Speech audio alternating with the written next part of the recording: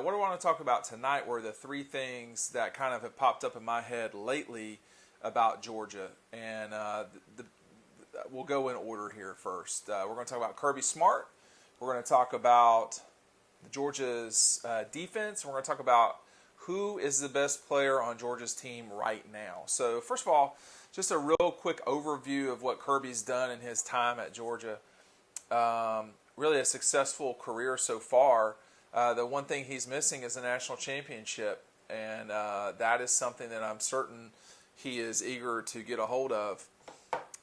Easier said than done, obviously, in this day and age. But you know, Kirby's a guy that is certainly a self-starter, a guy who I'm still working through some of this stuff here, so y'all will have to give me some a little leeway on some of these things. But you know, for Kirby, I think the only thing is missing, obviously, the national championship. He's won a Sugar Bowl, he's won a Rose Bowl, he's won the Southeastern Conference Championship. He's dominated Georgia's rivals.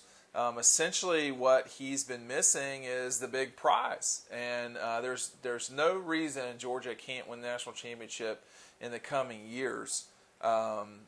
This coming season is such a strange thing. It's an odd.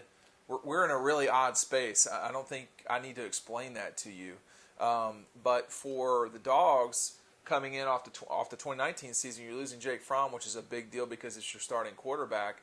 And the other thing is, you know, it looks like Jamie Newman is going to be the starter, but you know, of course, we don't know what we don't know, and you know, when you don't have a spring football season, how are you really supposed to tell? You know, what you've got there. I mean, that's the biggest thing to me about, you know, missing this missing this spring was, you know, you had such an opportunity there to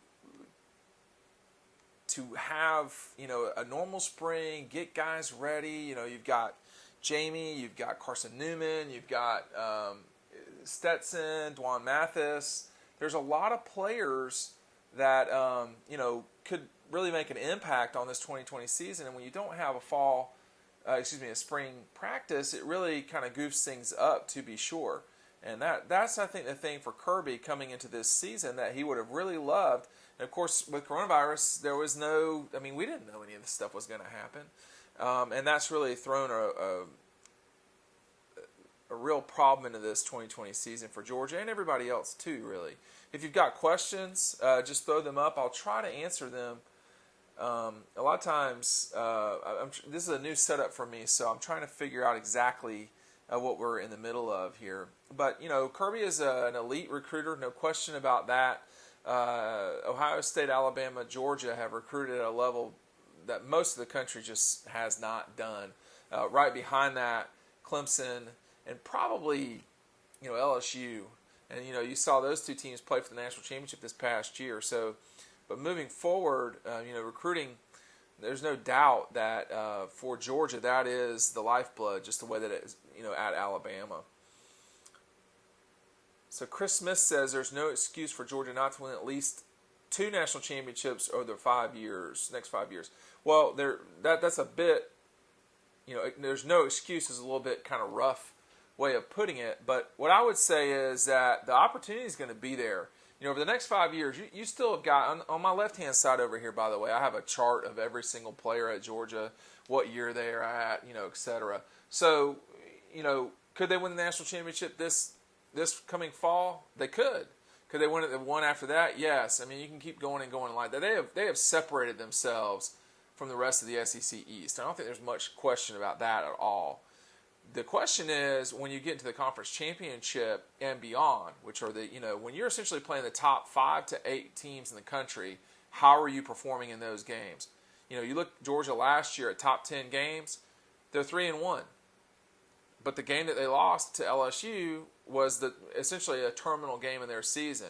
They beat Notre Dame, top 10. They beat the Gators, top 10. They beat Baylor, top 10. So those were all games, you know, that mattered a lot. If you're going to win the national championship, you've got to lose the right game or lose none of them. Or, you know, that's the number one thing. And then also, too, you've got to play well in big games. I don't think we can really say Georgia played well against LSU. Now, they had a bulk of the team out, no doubt about that bulk. They had a lot of playmakers out for that game. Way too many injuries at the end of the season. You don't even have DeAndre Swift really playing in that game. You're missing George Pickens, who was a heck of a player for the first half of that game. Dominique Blaylock goes down. And they weren't the better team. You want to try to pull an upset against a team like that, that's going to be, you're asking a lot. So you need everything to go your way. You need Tyler Simmons to catch the first throw from Jake Fromm. It doesn't happen. And you need Fromm to play well. And he did not play well the entire game, that game. But in the grand scheme of things, are they on the path, the trajectory under Kirby to win the national championship? I don't think there's much question about that. The question is when. You come a play from it against Alabama in 2017, would people still be talking about that? Would people still be talking about a national championship now if Georgia had won it in 17? I don't know. What if they'd won it in 12? Would Mark still be the head coach? I don't know. Probably not, but maybe. So I think all that you're getting from Kirby Smart is he's opening the margin of error for Georgia. It used to be a lot thinner, a lot smaller window, but now you're seeing Kirby, he has made it a wider window of opportunity, larger margin for error because, of the recruiting and development. He's done a heck of a job, no doubt about that. So here are some other comments saying hello, and I appreciate y'all. Questions about, do I think Brock Vandergrift will start over Carson Beck in 2021? That's so far away. Those are two very good quarterbacks, no question. They are really good quarterbacks, and they are going to fight for that position for sure. Let me keep going, though, with what I said we were going to talk about. And who do you think Georgia's best player is? Why don't you type it in the comments, and maybe I'll take it from there. I think this is a good question, frankly, which is, who is Georgia's best player coming into this season? Is it George Pickens? Is it Nolan Smith, Trayvon Walker? Is it Tyreek Stevenson? Could it be Keely Ringo? Is it could it be Zamir 2 years after an ACL? That's a good question. Well, who do you think it is? I think, to me, it's got to be George Pickens. I mean, it looks like, and someone's saying here, Richard LeCount. Richard's a really good player too. I don't think he's as good as George Pickens is, and I don't think he's as good as Nolan Smith is. He's probably on the level of Trayvon Walker, who's a really, really, really good player and who could explode this coming season. And I'm not even saying that Kobe. I should just look over here. There are some really good players. Tyson Campbell could be a heck of a player if he gets it together completely. Eric Stokes. There are some really good players on this team. I don't think that any of the linemen are the best players on the team. And then the other thing, Kendall Milton is going to be a really good player for them. Marcus Rosemy is going to be a really good player for Georgia. Darnell Washington is going to be a good player. Broderick Jones is going to be a very good player. Jalen Carter, saw him play live in October. Jalen Carter is a good player. Is he going to be an elite player this coming year? I don't know about that. MJ Sherman, Mikal Sherman, really good player for the future at Georgia. But coming into this season, I would say it's probably, to me, is probably George Pickens. He can do stuff that makes you pay attention when you're a photographer on the field. I'll tell you that right now. Let's see. Malik Herring is certainly a good player for sure. George and Nolan, Jamie Newman, Trayvon Walker. So if Jamie Newman is your best player, then you've probably won the conference and maybe the national championship. And that's the other question is, is Jamie Newman as good as it's being portrayed to be?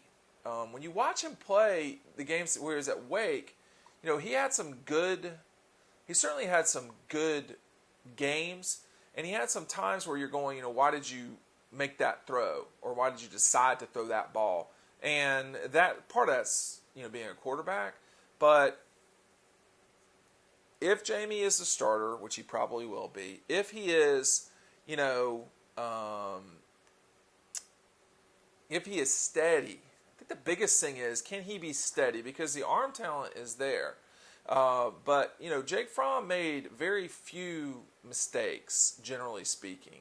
There were times he did not play well, so that kills your team. But, Jamie Newman could be an equalizer with the arm that he's got. I don't think he's as good as Trevor. I do not think he's as good as Justin. But I think he's a really good player. And we're going to see how good he really is. I mean, this discussion of him being a first-round draft pick, I mean, that's a pretty amazing statement for someone who really went under the radar completely this past year at Wake Forest.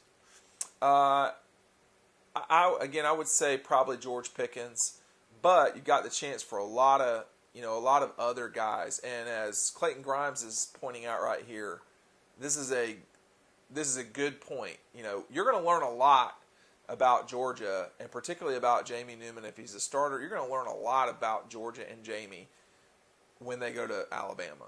And what will that game be like? It's hard for me to imagine that won't be a game that has fans, that game will be played in some strange situation. I think the season could get delayed, but I don't think there's any question that the season is going to happen.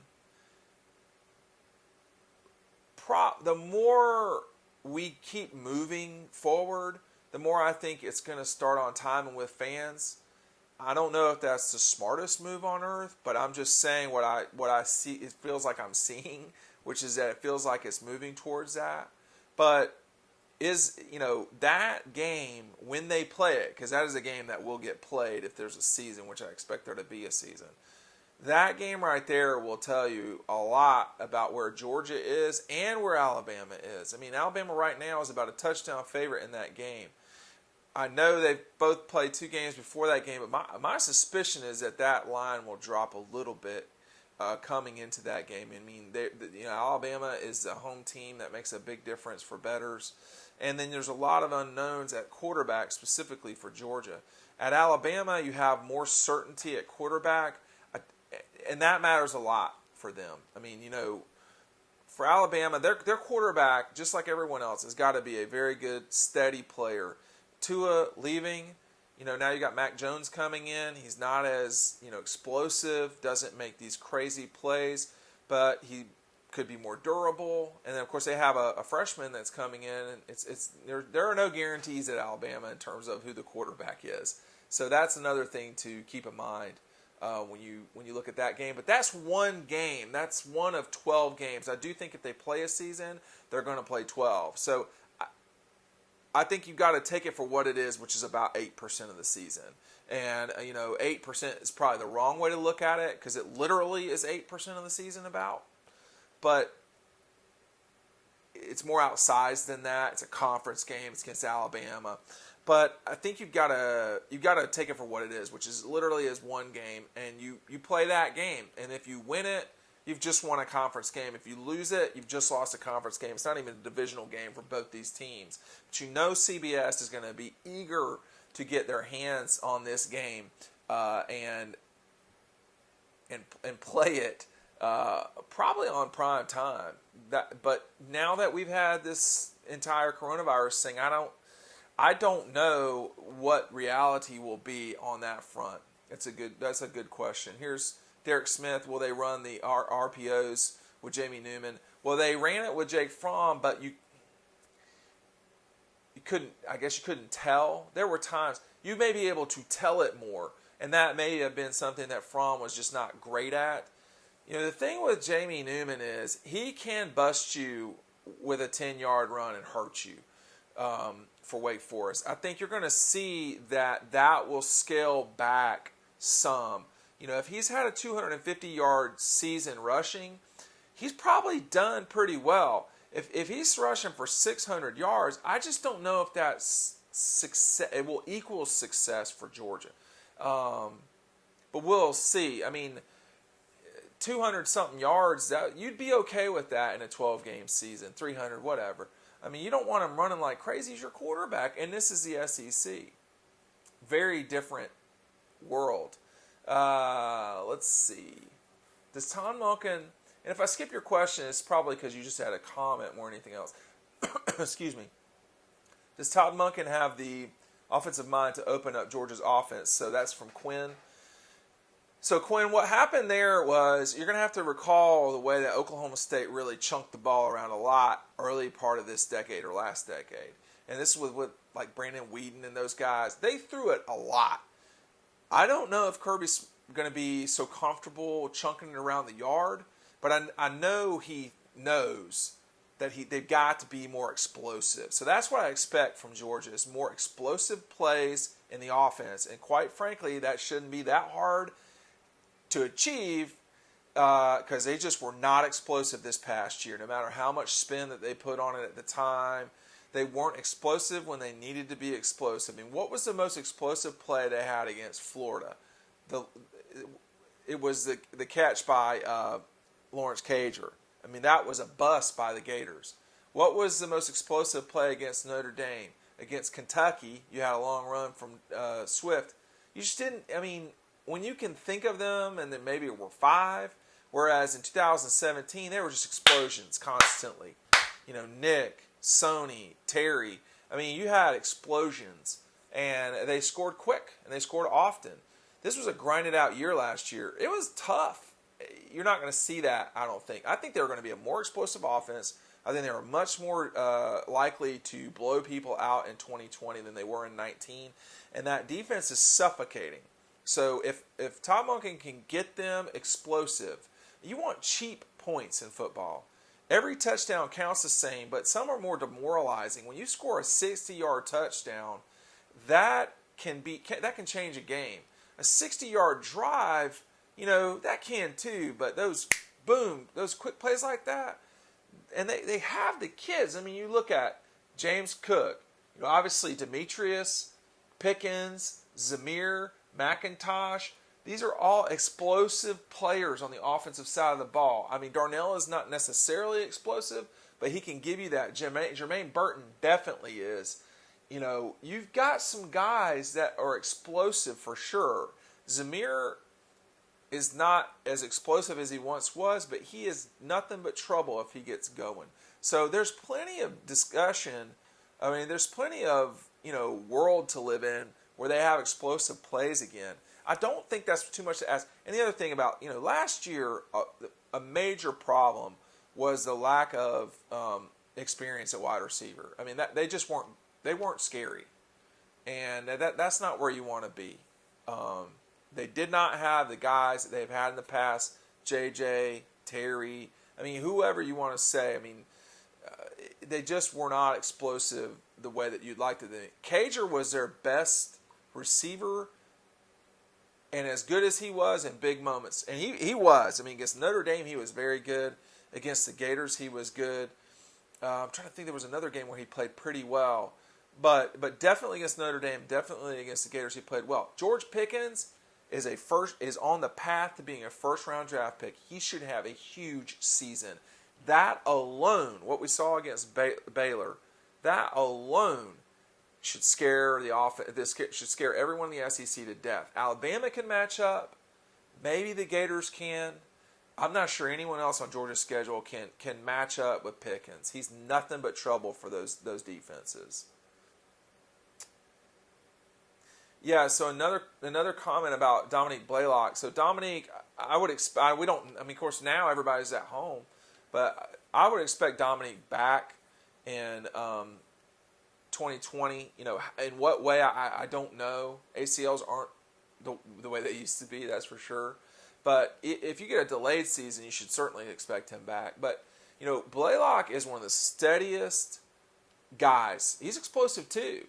And, you know, that 50-yard play against Auburn, that was the explosive play against Auburn. That was a touchdown from Fromm to Blaylock. It was, I think that put him up 7-0. Someone can correct me if I'm wrong, but I'm pretty certain it did.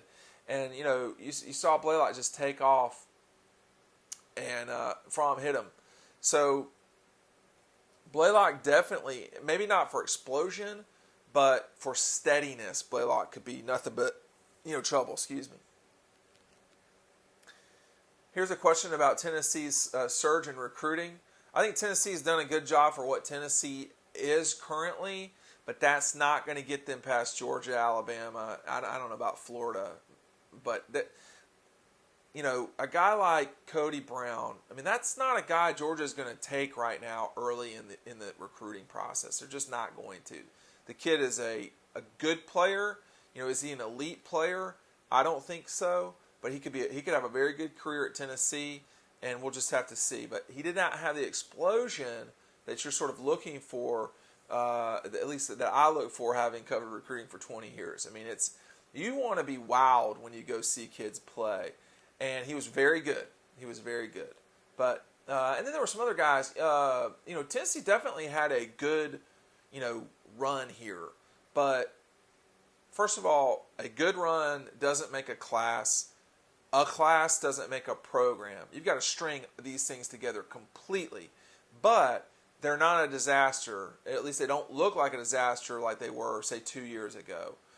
Jeremy had a real hard time at the beginning of that thing, it looked like. And it did not look so hot at the beginning of the 18 season.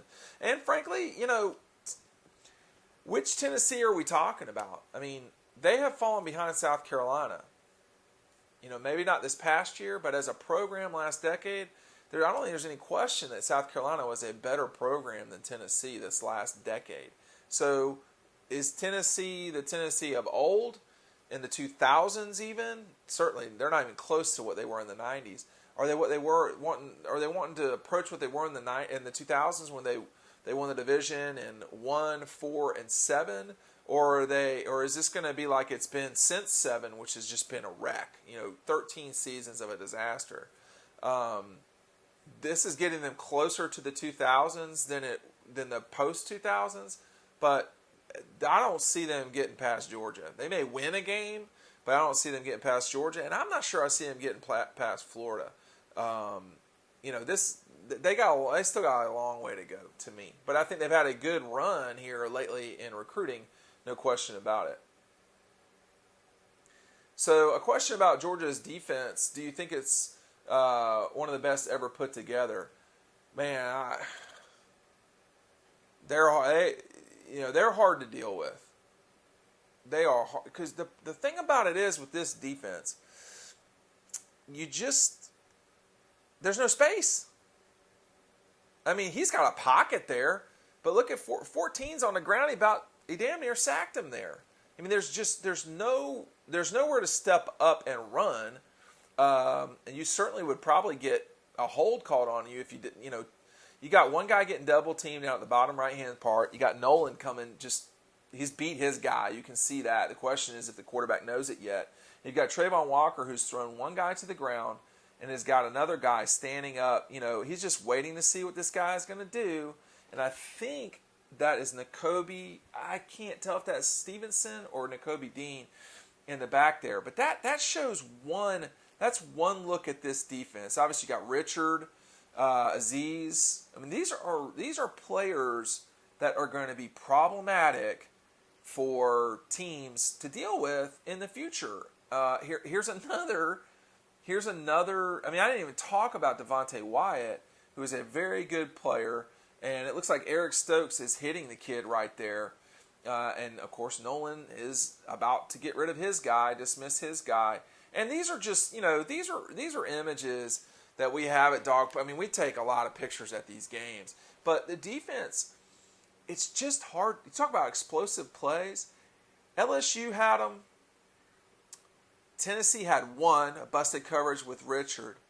But it's just so hard to deal with these guys. I mean, they are really good, the defense. And there's no one player that's like, well, you got to watch out for him. Well, Nolan is like that. I would say Trayvon is like that. But they're not so much better than, to me, Monty Rice is a very good college linebacker. Obviously, Richard, Nakobe Dean comes in there. You've got Keely Ringo coming in. I should look at my board over here. They've got a lot of options at a lot of these places. DJ Daniel, Mark Webb, Eric Stokes, Tyson Campbell. You got Stevenson. Sign is in there. Keely Ringo. You've got Aziz Ojulari, Nolan. If you want to rush the passer, Adam Anderson is a heck of a pass rusher. They have, Herring. I didn't even talk about Malik. Malik Herring's end of the season, he just went like, he went straight from the Florida game on. Malik was totally different player. So you're going to have Malik as an edge guy and Devontae Wyatt as an edge guy. Those are really good players for Georgia.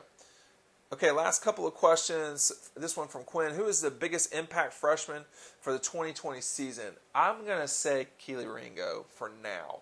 But here is the group. Because, I mean, what happens if the starting quarterback gets coronavirus and has got to sit out 2 weeks? So it could be Carson Beck. But Kendall Milton is a hell of a player, okay? Darnell Washington is a person that you're going to have problems dealing with. The receivers, Rosemy and Burton, definitely are trouble, okay, as it relates to dealing with them. Broderick Jones, I don't think he's going to start, but I think Broderick will probably play.